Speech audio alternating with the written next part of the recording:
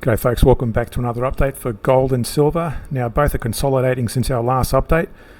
We're going to go through some back testing as well and show you how to potentially trade with a couple of indicators we're using, including divergence. And if you want to get a deeper dive into some of the strategies and indicators we've shown how to draw, reference the +1 videos, links in description below. Also hit that like and subscribe button to support the channel. Thanks very much, that'd be much appreciated. Now in terms of the outlook, both gold and silver have delivered exceptional gains in 2025, with gold breaking above around $4,000 an ounce and silver pushing into the $50 range. The rally is underpinned not just by inflation or monetary policy, but by a combination of heightened geopolitical risk, fiscal strains, especially in the US, weak real yields, that's a bit of tongue twister, and strong central bank demand. Gold remains the more stable safe haven asset with deep central bank support. Its price is anchored by systematic risks. Silver is playing a dual role, safe haven and industrial commodity, that offers excellent upside if industrial demand remains strong, but adds additional vulnerability to shifts in real economic sentiment. On the geopolitical front, a continuation of escalation of conflicts, example of Ukraine, Russia and Middle East, Taiwan, Southeast China Sea, persistent US fiscal stress or major currency shifts could drive further upside in both metals. Conversely, a marked reduction in geopolitical tension, a robust US economy prompting a hawkish monetary stance, or a sharp US dollar rally could pressure prices downward. For investors or allocators, these metals currently reflect insurance-style holdings in portfolios, not just cyclical plays, but structural hedges against a risk regime where geopolitical, inflation, debt and currency pressures converge. So first, looking at gold on the weekly price chart, we've got the prices well above the moving averages, but the CCI has broken into that moving average range, which is a bit of a weakening effect, if you like. Now, although it's still very bullish on the price, the CCI is showing a bearish divergence. You can see there's lower highs on the CCI versus higher highs on the price in the same period. And what I've done here, I've drawn a 23-38% Fibonacci target range. That's where potentially we could see the price retrace if it keeps dropping from that high there. And the way we draw that Fibonacci 23-38% range, we take it back to the significant low before that divergence started back there. And that's where that 23-38% comes into play as a minimum. So more than 90% of the time it hits this range, you could just touch it and bounce, or it could actually fluctuate into that range for some time before deciding which way to go. Or option 3, you could actually fall a lot further. We can't really tell from this point. That's why we look at all the different time frames. So the weekly at the moment's cautiously bullish. Just get rid of that Fibonacci there. And we go to the daily chart. And on the daily, it's hit this resistance up here at 43.80. Now I've drawn these two arrows. That's where you would have started going short, and I'll show you the back testing in a moment. You would have started going short from that period and then long again from that period. And why is that? Is because when you see the price break below the moving averages of the price there, and the CCI is below the moving averages, that's where you start going short. And likewise, when the price breaks above and the CCI is above the moving average, you start going long. Now, at the moment, that CCI is broken into that moving average range. So probably if you were going long and you made a few dollars in that range, if you're trading on the 1 hour time frame, probably be wise to close out your trades and wait till you get a more decisive move on the daily if you're trading on the 1 hour. Now, on the 1 hour time frame, just you can see there what's happening. You would have started going long according to the daily chart.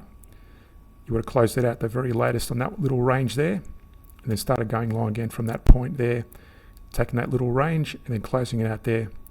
At the moment, you shouldn't be in a long or short position because, as I just said, on the daily, it's cautiously long, but you're getting notice the CCI is broken into that moving average range. I want to see that moving average, or the CCI break above the moving average range, as well as the price as well, to be continuing long.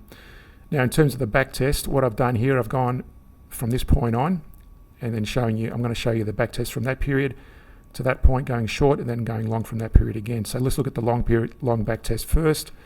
Going back here to end of August or middle of August, you would have been going long during these little periods. And again, what I like to see is looking at reading these. You can see there's various bearish divergence in each of these little areas. You can let it run going long as long as the moving averages are in an upswing, and so is the CCI. But as soon as you start seeing the moving average break to the downside, like you did there on both the price and the CCI, you close out your positions. And in this case, you let it run, go long, close it out, go long, close it out, go long, close it out. Now what I've done here as well, I've got a couple of average downs happening, and that's just give it time to breathe generally if it hasn't broken too far to the downside.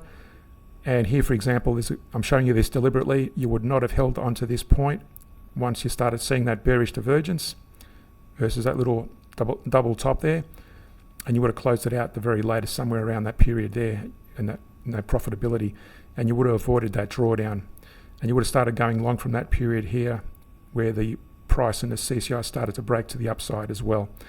Now during this, again, remember these periods are in accordance with the daily time frame, so you would have started going long according to the daily. This little period here is the going short, and the back test for the short is as such, and you would have taken a couple of little short trades, again closing it out, no trades, going short, let it breathe, and then closing it out here when the price and the CCI start breaking to the upside. Now again, this period here, you would not have gone short because the price was still pretty much in an upswing here, so you should not have entered that period there, and that's where you would have started going long according to the daily trend. So if you had stayed in the trade here on the short positioning, you would have had a massive drawdown hit upon you. That's why I'm showing you here what the effect would have been.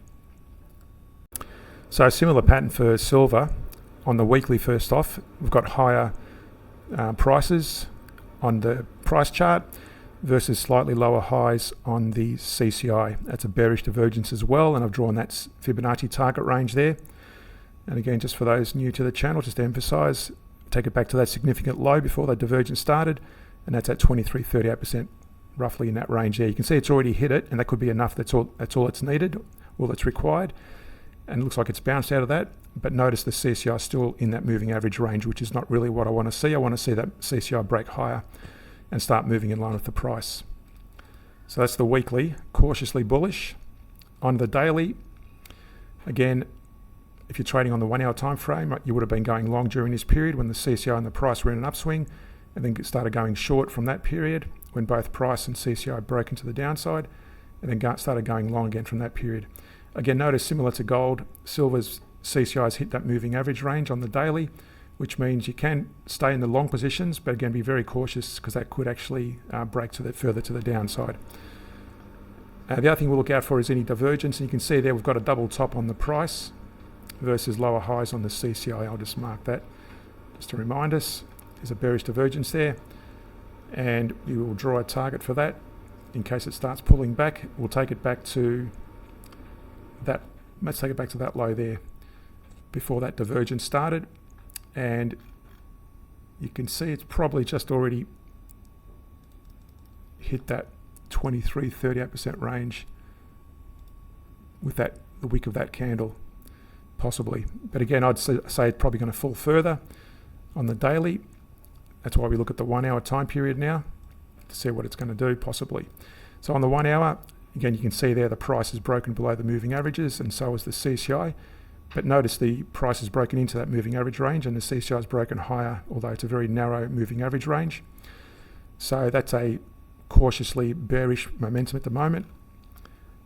Now, in terms of the also looking at for any divergence, what we look here is we measure from significant high from that point, and we take it to the point where the highest price is, which is there. We measure the same period, and that's a bearish divergence, and looks like it's already hit its target range. Take it back to that low. You can see there it's broken through the 38% range. That's a minimum breakthrough we expect, and it's gone beyond the 50% retrace. This could fall a lot further, obviously. We don't know when it's going to stop, but at the moment it's breaking higher than the moving averages, which is a positive sign. But we'll take it one step at a time. So if you're trading on the 1 hour time period, remember we want to see the daily also break on the CCI up to the upside, although you still can take the trades, but be very cautious of that daily CCI. Now in terms of the back test, again similar to gold, I'm going to take you right back to August. You can see there during that little swing to the upside, we did quite nicely with going long, and you would have closed it out at the very latest with the moving averages, especially after seeing that bearish divergence. You should have closed it out somewhere in that range there and avoided that drawdown. Now in this case, our backtesting account fund is up, starts at $100,000. In this case, it would have drained your account had you stayed in that average down approach and not taken heed of that bearish divergence and the reversal. Also, in terms of the short positioning on the 1 hour, based on the daily trend, remember the daily showing us we would have gone short from that period. You would have taken some short trades there, and again, closing it out, that probably would have been a break even when the moving average started turning up, and that would have avoided you taking that massive drawdown. If you'd like to get some share trading ideas, we do a weekly bullish share scan for our Patreon members, and these are some of the trades we've taken since the 21st of September this year. These are all closed trades, none of these are open at the moment, and they've returned 12.48% since September 21. So to get access to that Patreon page, the link's in the description below. Hit that like and subscribe button. Thanks for watching, and see you in our next update.